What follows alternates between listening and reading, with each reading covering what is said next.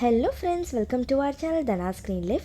இன்றைக்கி நம்ம தஞ்சாவூர் ஸ்பெஷலான பாரம்பரியமான ஒரு ரெசிபி தாங்க பார்க்க போகிறோம். தேங்காய் திரட்டிப்பால் தாங்க பார்க்க போகிறோம். இது செய்கிறதுக்கு பால்லாம் எதுவும் எடுக்க தேவையில்லைங்க, தேங்காய் இருந்தாலே போதும். இதை பைண்ட் பண்ணுறதுக்காக நம்ம பாசிப்பருப்பு பயன்படுத்த போகிறோம். வாங்க எப்படி செய்கிறதுன்னு பார்ப்போம். ஒரு வாணலில் 2 ஸ்பூன் அளவுக்கு பாசிப்பருப்பை நல்லா வறுத்து எடுத்துக்கலாம். பாசிப்பருப்பை நம்ம ஒரு பைண்டிங் ஏஜெண்ட்டாக தான் பயன்படுத்த போகிறோம். அதனால் 2 ஸ்பூன் அளவு பயன்படுத்தினாவே போதும். 2 ஸ்பூன் பாசிப்பருப்பை நல்லா கலர் சேஞ்ச் ஆகிற அளவுக்கு நம்ம வறுத்து எடுத்துக்கலாம். பாருங்கள், நல்லா வறுபட்டுருச்சு. இப்போ நம்ம ஸ்டவ் ஆஃப் பண்ணிடலாம். இதை ஒரு மிக்ஸி ஜாரில் மாற்றிக்கலாம். இப்போது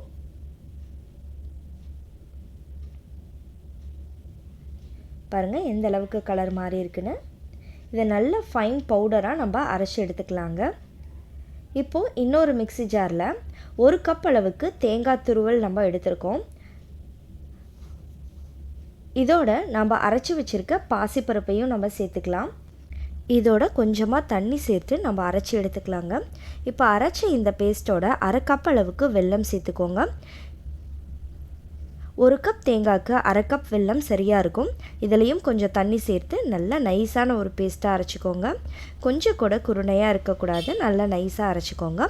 இப்போ ஒரு நான்ஸ்டிக் பாத்திரம் இல்லை அடிகனமான பாத்திரத்தில் 1 ஸ்பூன் அளவுக்கு நெய் விட்டுட்டு, உங்களுக்கு முந்திரி திராட்சை தேவைப்பட்டால் நீங்கள் சேர்த்து வறுத்து எடுத்துக்கோங்க. அது போடாமலே ரொம்ப டேஸ்ட்டாக இருக்கும். நம்ம அரைச்சி வச்ச பேஸ்ட்டை சேர்த்துட்டு ஒரு 10லேருந்து 12 நிமிஷம் நம்ம கிளறி கொடுத்தோம் அப்படின்னா சூப்பரான திரட்டிப்பால் ரெடி ஆகிடுங்க. பாருங்கள், இந்த மாதிரி கைவிடாமல் கிளறுங்க. நம்ம சேர்த்துருக்கிறது தேங்காயும் பாசிப்பருப்பும் ரெண்டுமே சீக்கிரமாக சட்டுன்னு நமக்கு திக்காகி வந்துடும். அதனால் கைவிடாமல் கிளறி விடுங்க. ஃப்ளேமை வந்துட்டு மீடியம் ஃப்ளேமில் வச்சுக்கோங்க. பாருங்கள், ஜஸ்ட் 1 நிமிஷத்துலேயே இந்த அளவுக்கு திக்காக இருக்குது.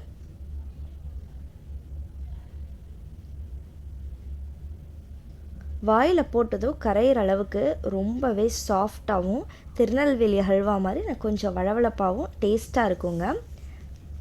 ட்ரை பண்ணி பாருங்கள். ஓரங்களில் ஒட்டிகிட்டு இருக்கிறதையும் ஒரு ஸ்பேச்சுலா இல்லை கரண்டி வச்சு அதை கரெக்டாக எடுத்து விட்டுருங்க.